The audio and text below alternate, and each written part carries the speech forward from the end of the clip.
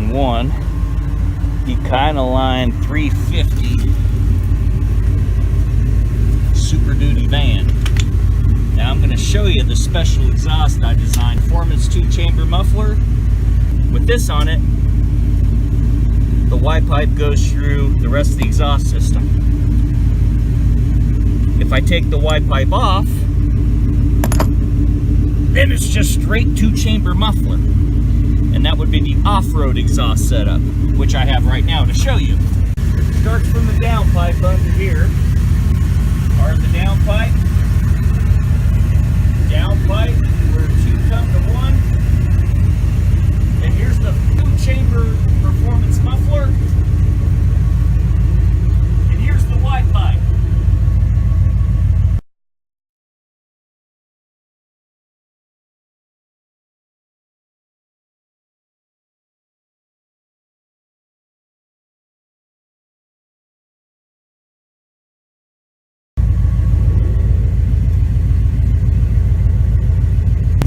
Exhausts in one.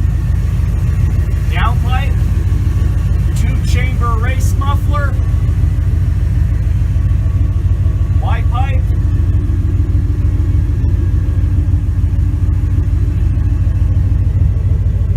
so it can be straight muffler, or put the 3 wig nuts on, and it goes through the catalytic converter for city use.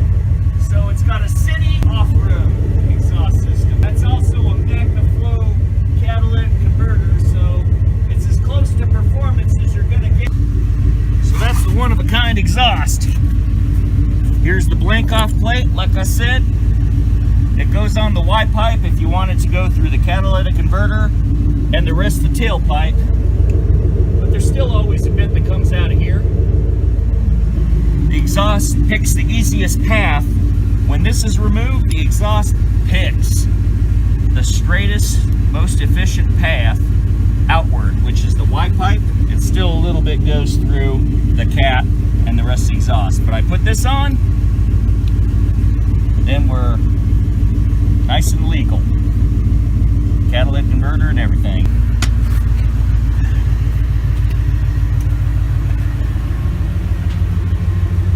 It's right in V8, 5.4 liter. K&N air filter. I got the intake from Summit Racing Equipment. And there's my intake. Nice big healthy K&N air cleaner. Right with the mass airflow sensor, or MAF. It goes through the K&N tube. Nice 4-inch. 4.5-inch intake all the way to the throttle body. Oh, it's nice. Curves good. Now we're in the interior again. We'll look at the SCT tuner. Got some good readings here. About high 700s in the RPMs. Tachometer. Battery voltage, good.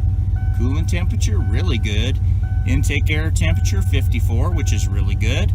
When I'm driving, that's about where it stays, because the ventilation through the grill goes right on the air intake while I'm driving. Now, while I'm sitting in traffic, that number will go up a bit.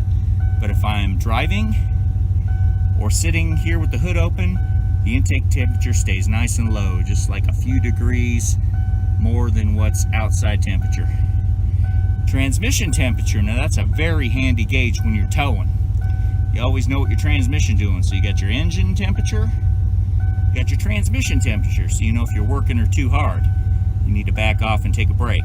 It's good to know that kind of stuff, because from the factory, they don't have gauges like that. Just idiot gauges, like idiot battery gauge, oil pressure, speedometer, coolant temp just in a dial, and fuel. That's it. But this SCT tuner takes it a few steps further. We've got our short-term bank 1 oxygen sensor right there, and bank 2 oxygen sensor. And that tells you that you're getting good readings.